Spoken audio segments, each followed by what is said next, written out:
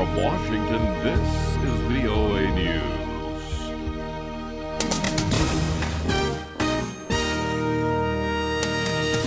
Coming up, clashes at a refinery in Iraq.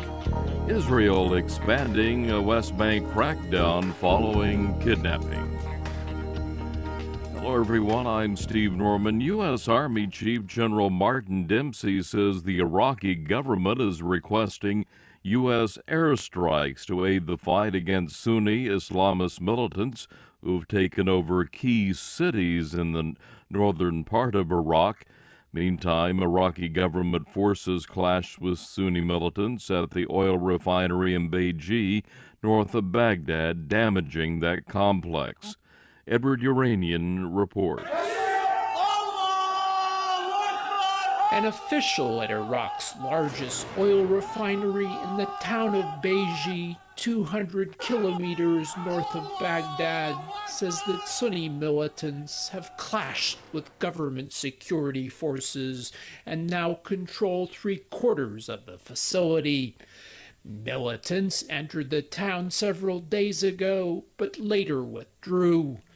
Iraqi military spokesman Qasem Mohammed Atta insisted that government forces beat back the attack on the Beiji refinery, although eyewitnesses dispute his claim. Edward Yeranian for VOA News, Cairo. And you can get more on Iraq at our website, voanews.com. Ukrainian President Petro Poroshenko has proposed instituting a unilateral ceasefire in eastern Ukraine as part of a peace plan to address months of conflict in the region. Comments came a day after he discussed a possible ceasefire in a telephone call with Russian President Vladimir Putin. Meantime, Ukrainian Interior Minister Arsen Avakov said Wednesday that officials believe an explosive device was responsible for a blast at a pipeline carrying Russian gas to the rest of Europe. This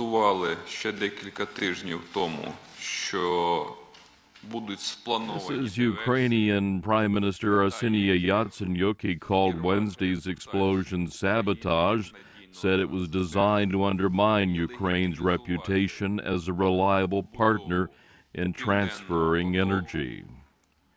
Blast happened about 200 kilometers east of the capital, Kiev, came as Moscow and Kiev face a stalemate over natural gas pricing that led Moscow on Monday to cut supplies to Ukraine. Analysts say an extended cutoff could interfere with gas deliveries across the wide area to Eastern Europe and beyond.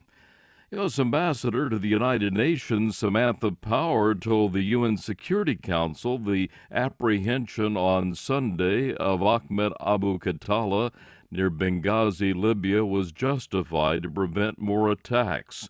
Abu Khattala is accused of carrying out the deadly 2012 assault on the U.S. consulate in Benghazi, in which 4 Americans, including the ambassador, were killed.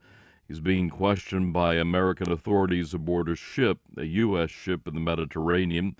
U.S. Justice Department says he will be brought to Washington to face 3 terrorism-related charges, including one that carries the death penalty if he is convicted. A massive Israeli search for 3 teenagers said to be kidnapped in the West Bank continued for a 6th day on Wednesday. More than 250 Palestinians have been arrested so far in the case. Robert Berger has details. As Israeli forces sweep the West Bank in search of 3 missing teenagers, they have rearrested more than 50 Palestinians freed in a prisoner swap in 2011. Most of them are members of the Islamic militant group Hamas. Thousands of Israeli troops have been conducting house-to-house searches, focusing on the biblical town of Hebron and surrounding villages, the area where the Israeli seminary students disappeared while hitchhiking nearly a week ago. Israel says the military operation is twofold: to find the kidnapped teenagers and to deal a severe blow to Hamas. Robert Berger for VOA News, Jerusalem. Hamas has praised the kidnapping but did not claim responsibility for it. Indian-born researcher whose work fueled a huge increase in wheat production has won the 2014 World Food Prize. Sanjaya Rajaram was announced as the winner of the annual prize at the U.S. State Department here in Washington on Wednesday. He worked with other scientists to crossbreed wheat varieties and make them more adaptable to different soil types and climates. He also developed wheat types with increased resistance to disease. I'm Steve Norman. That's the latest world news from VOA.